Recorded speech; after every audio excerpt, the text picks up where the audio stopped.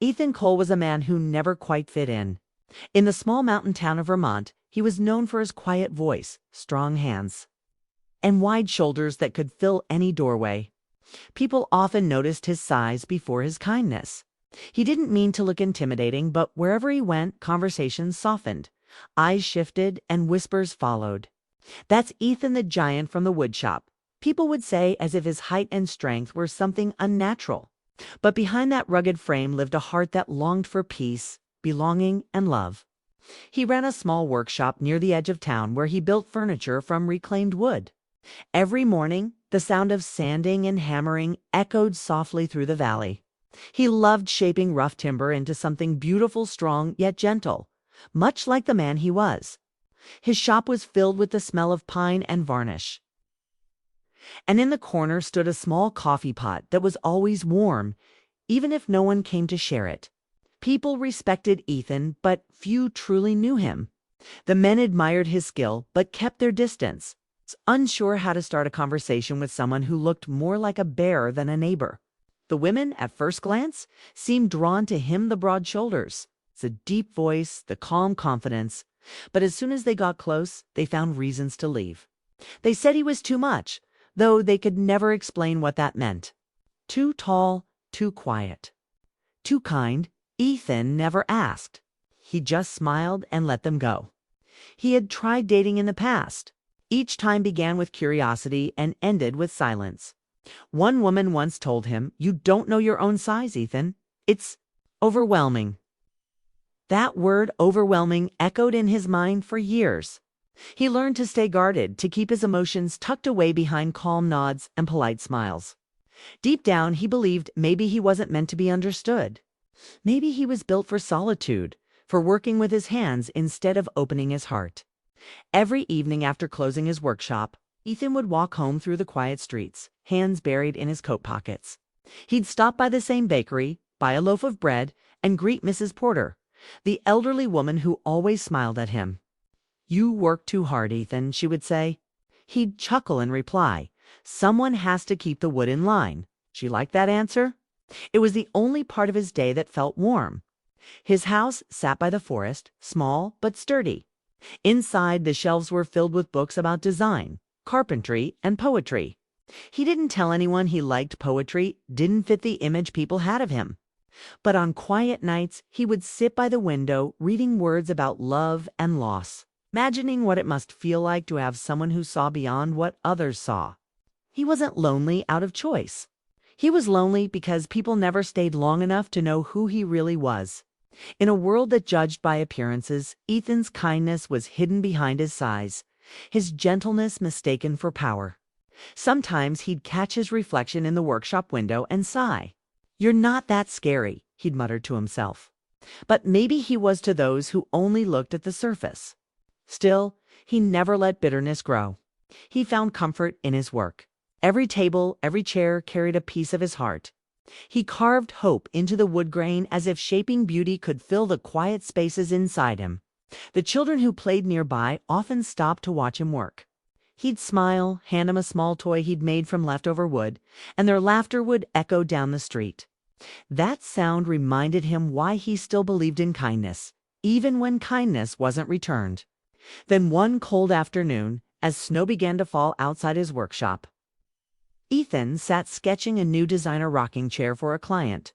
The wind howled outside, brushing snowflakes against the window. He looked up and noticed how still everything was, how the whole world seemed to be holding its breath. He didn't know it yet, but change was coming. In that moment, he thought about the life he'd built, simple, predictable, safe. Yet deep down, something in him stirred, like a quiet longing that refused to fade. He wished for once someone would walk into his life and not see him as the giant, but as a man who loved quietly, who dreamed deeply, who wanted to be seen. He leaned back in his chair, wiped sawdust off his hands, and smiled sadly. "Guess it's just you and me again," he said to the empty room. The sound of his own voice surprised him. It had been hours since he'd spoken to anyone. The wind rattled the windows in response, almost like the world was answering. Outside, the sky grew darker, and the smell of rain replaced the sharp scent of snow. Ethan didn't notice the faint sound of footsteps approaching the workshop door. He didn't see the figure standing in the cold, hesitating before knocking. His world, built on silence and self-protection, was about to shift. When the door finally creaked open, he looked up, expecting another customer, another stranger who would smile politely and leave just as quickly. But instead, he saw a woman. She stood there with raindrops on her hair, holding a broken camera tripod, her eyes searching his. "Sorry," she said, her voice warm but unsure. "I heard you fix things." And in that simple question, Ethan's life began to change. He didn't know her name yet. He didn't know her story, her pain, or her courage.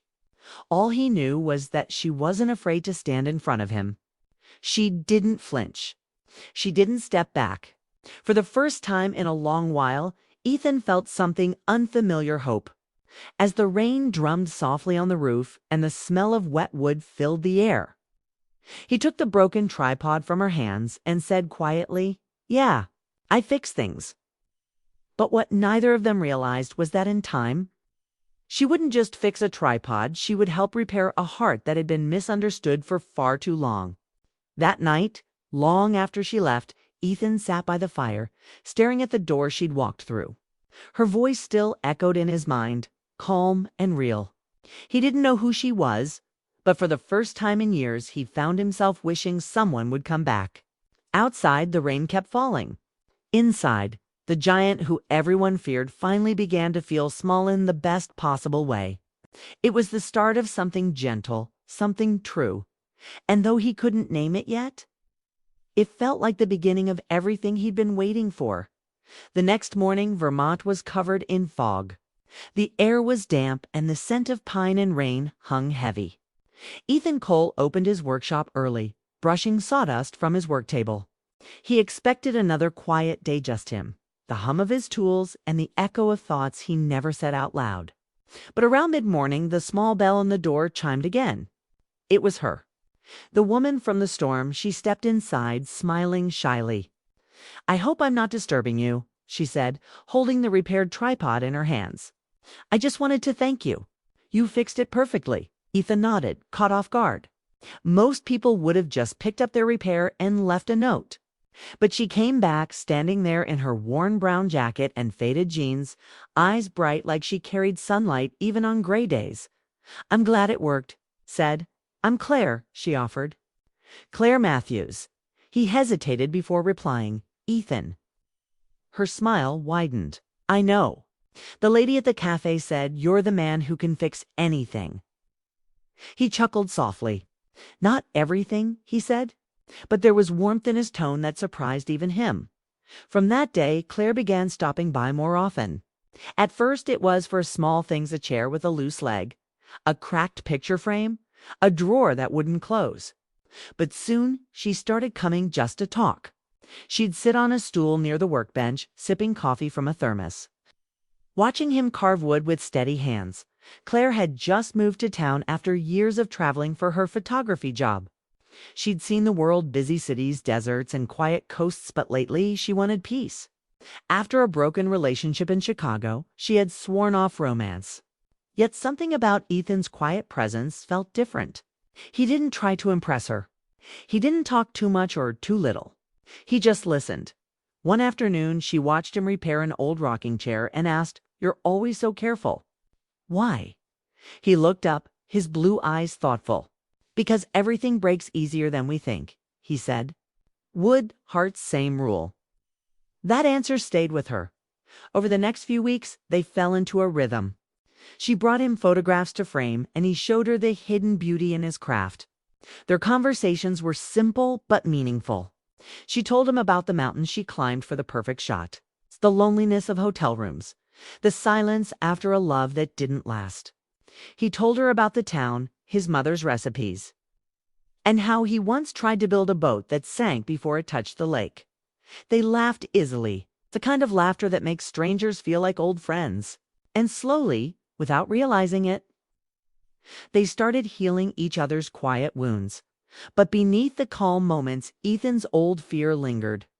Every time she smiled, a voice whispered in his mind, "She'll leave, just like the rest." He tried to ignore it, but years of rejection had built walls inside him. He didn't know how to let anyone fully in. One day, Claire showed up with a box of her favorite photos, landscapes, people, sunsets. "I want to make a display for the cafe," she told him. "Would you help me build the frames?" He nodded. "Sure, but only if you promise to teach me how to see the world like you do." She laughed softly. "Deal." That afternoon, the workshop was filled with the sound of saws and her gentle humming. She moved with an energy that filled the quiet space, her laughter bouncing off the walls. Ethan felt lighter than he had in years. Every glance between them carried something unspoken, something fragile, but growing. When the frames were done, Claire ran her fingers along the polished wood. "They're beautiful," she said. "You make them beautiful," Ethan replied without thinking. The words slipped out, honest and unplanned. She looked up, surprised. Their eyes met for a long moment, neither speaking. Then she smiled softly, as if she understood everything he didn't say. The next day, she brought him lunch homemade soup in a glass jar. "You look like the kind of man who forgets to eat," she teased. He smiled shyly. "You're not wrong." From then on, it became a habit. She'd bring him lunch, and they'd sit outside the workshop eating and watching the clouds roll over the hills. She talked about photography. He talked about woodcraft. They both talked about everything except the growing connection between them. But even as Ethan began to trust her presence, a part of him still doubted. One evening, when she invited him to join her for dinner, he froze.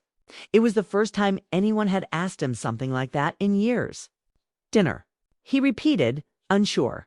She nodded. "Just dinner. No reason, no pressure. I cook well, I promise." He looked at her, her smile soft, patient, without expectation. Yet fear crept into his chest. What if she got close and realized what everyone else had? What if she left too? "Claire," he said finally, "I'm not good at things like this, things like being human." She teased gently. He couldn't help but laugh. "Something like that." She stepped closer, her voice quieter now. "Then let me remind you. Just dinner, Ethan. That's all." For a moment, he looked at her, trying to read her face, her intent. But all he saw was kindness. The kind that didn't judge. The kind that waited. He agreed. "Okay, dinner." When she left that evening, the workshop felt different. Warmer, brighter, for the first time. The silence didn't feel heavy. It felt full of possibility. Later that night, as he cleaned up his tools, Ethan caught himself smiling. He didn't even know why. Maybe it was the way she said his name, soft but sure. Maybe it was how she didn't flinch, didn't treat him like a giant or a mystery. She simply saw him. He looked out the window at the mist rising over the trees and whispered, "What are you doing to me, Claire?" Across town, Claire sat by her window, editing photos on her laptop. But she wasn't thinking about work. She kept replaying his smile, the sound of his laugh, the way his eyes softened when he listened. She had met many people in her travels, but none like him. Ethan didn't fill silence with words. He filled it with presence. He wasn't perfect, he was real. And after all the noise and rush of the world, that was what she'd been searching for. Neither of them knew where it was heading, but both could feel it a pull stronger than fear, gentler than hope.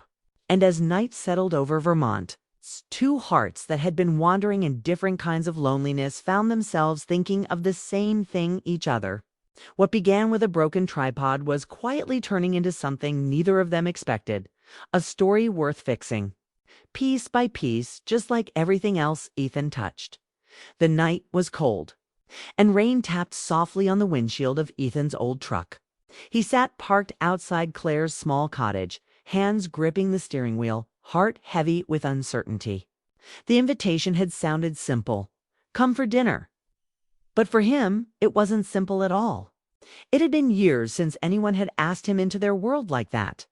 He wasn't sure he remembered how to belong. Still, something inside him wouldn't let him drive away, through the rain. He could see the golden light glowing from her windows. It looked warm, alive, welcoming everything he didn't think he deserved. For a moment, he considered starting the engine and leaving. It would be easier that way. He could return to his quiet life, his safe walls, his silence. But then he thought of Claire, her laughter, her calm eyes, her voice that never trembled when she spoke to him. He took a deep breath, stepped out of the truck, and walked to her door. When she opened it, her face lit up. "You came," she said softly, like she hadn't been sure he would. "I almost didn't," he admitted, rain dripping from his coat. "Then I'm glad you did." She smiled and pulled him inside. The warmth of her cottage surrounded him, soft music playing, the smell of soup simmering, and a small table set for two. It wasn't fancy, but it felt like home. Ethan stood awkwardly by the door until she laughed. "You can sit, you know. I don't bite." He smiled faintly and sat down, his large hands resting on his knees. She brought 2 bowls of soup to the table and sat across from him. For a while, they ate in comfortable silence. Every now and then, she'd glance up at him, and their eyes would meet before they both looked away, smiling quietly. Halfway through dinner, Claire said, "You know, people in this town talk about you." Ethan froze slightly. "I figured.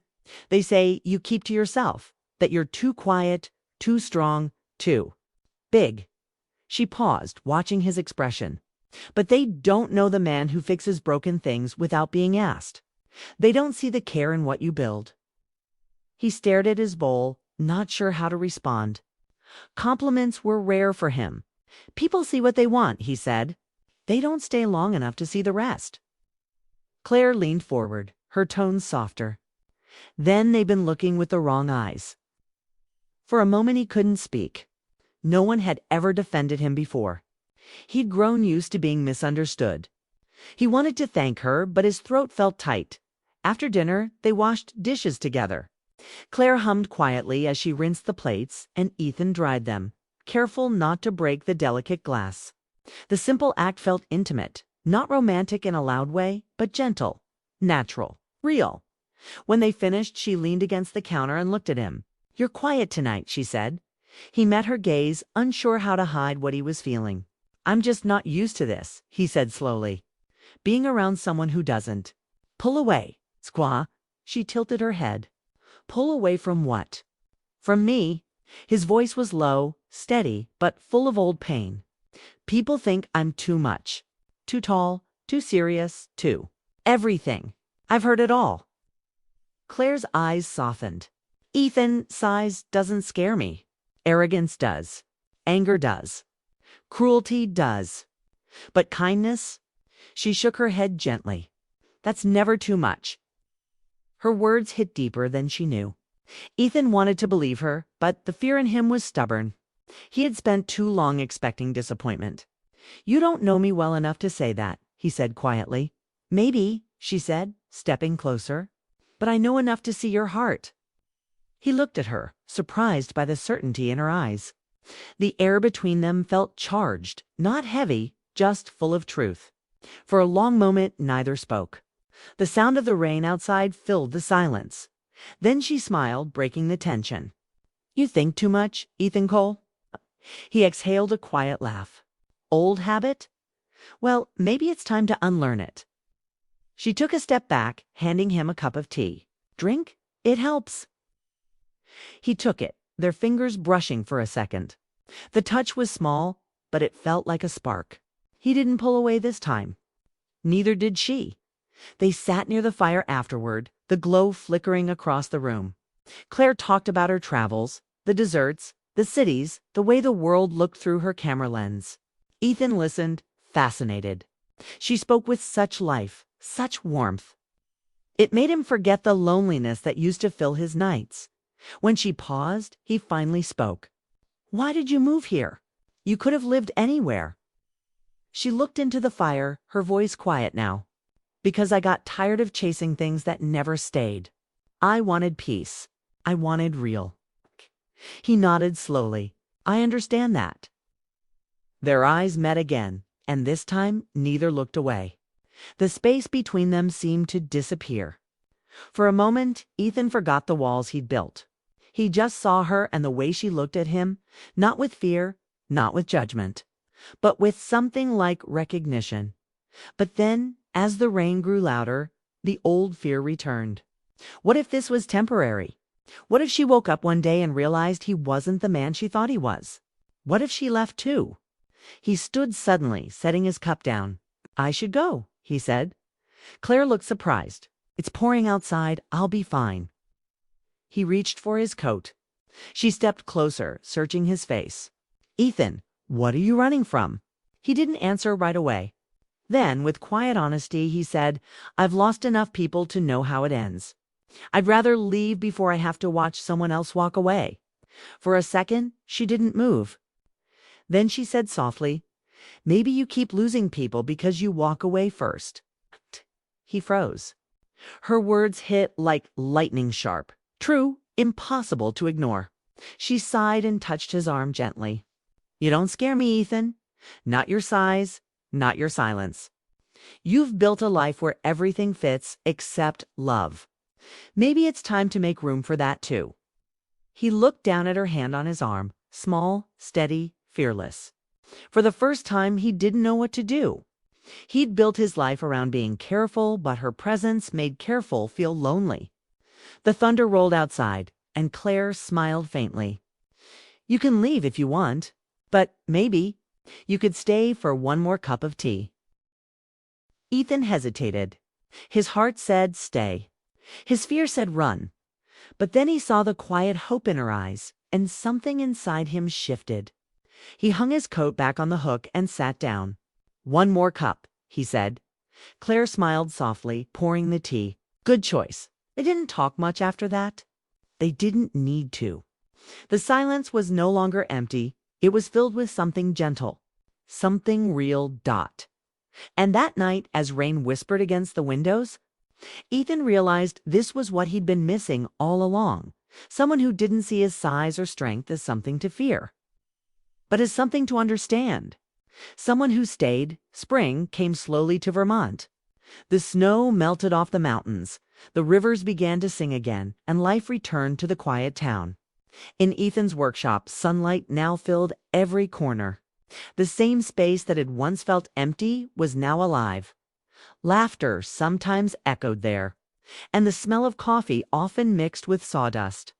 Claire had become a part of his days as natural as morning light. She came by with her camera, sometimes to take photos of his work, sometimes just to sit nearby while he carved. She said his calm helped her think. He said her presence made silence feel warm. It had been months since that rainy night in her cottage. The night Ethan had almost walked away, but didn't. Something had shifted between them since then. They didn't need to talk about it. They just understood. They shared their time easily, a cup of tea, a walk by the lake, quiet dinners that stretched late into the night. Their bond wasn't dramatic or loud. It grew quietly, like the roots of a tree, strong, unseen but steady. One morning, Claire arrived at the workshop holding a stack of photographs. "I want to do something special," she said, laying them on the table. They were pictures of his woodwork, chairs, doors, toys, and tables, each one glowing under her lens. "These should be shown," she continued. "You make art, Ethan. People should see it." Shook his head, embarrassed. "I just build things, Claire. That's all." "No," she said firmly. "You build pieces of yourself into them. That's what real artists do." He didn't argue. He had learned something about her. Once she believed in something, she didn't let go. So when she said she wanted to organize a small exhibition for him at the local gallery, he let her. He didn't think anyone would come. But they did. On the day of the event, the gallery was full. People walked between the displays, admiring the craft, asking questions. Ethan stood quietly in the back, uncomfortable with the attention, until Claire appeared beside him, her hand brushing his. "You did this," she whispered. "You brought beauty into this town." He smiled shyly. "No, we did this." She looked up at him, her eyes shining. In that crowded room with all the noise and movement, they stood still. For a moment, it felt like the world had slowed just for them after the event. They walked home together under the soft evening sky. The stars were out and the cool breeze carried the scent of pine. Claire broke the silence first. "You know," she said, "you've changed." "Changed?" he asked. She nodded. "When I first met you, You looked like a man who carried the weight of the world. Now you look lighter." He thought for a moment. "Maybe it's because someone helped me put it down." She smiled. "Then I'm glad I came to your workshop that day." "So am I," he said softly. The next weeks passed peacefully. They spent more time together, sometimes helping neighbors with small repairs, sometimes driving through mountain roads just to see the sunset. They didn't call it love, not out loud, but both felt it growing stronger with each shared day. One evening, as they sat by the lake, the sky turning gold and pink, Ethan reached into his pocket and pulled out something small. It was a wooden heart, carefully carved, smooth as silk. He handed it to her. "What's this?" Claire asked, smiling. "A piece of the oak table we built together," he said. "You said you wanted to take memories with you. This one's solid. It won't break." She turned it over in her hand, touched by the thought. "It's beautiful." He looked at her, his voice quiet but sure. "So are you." The moment hung between them, simple and honest. Then she leaned closer, resting her head on his shoulder. They didn't need more words. The silence said everything. As the weeks passed, Ethan realized something he had never understood before. Love wasn't about grand gestures or perfect moments. It was about the small things. The laughter shared over breakfast. The way she noticed the details no one else did. The way her presence made him feel seen, not for his strength or his size, but for his soul. But one afternoon, when Claire didn't show up at her usual time, worry stirred inside him. Hours passed, and finally, just before dusk, she arrived, tired, eyes red.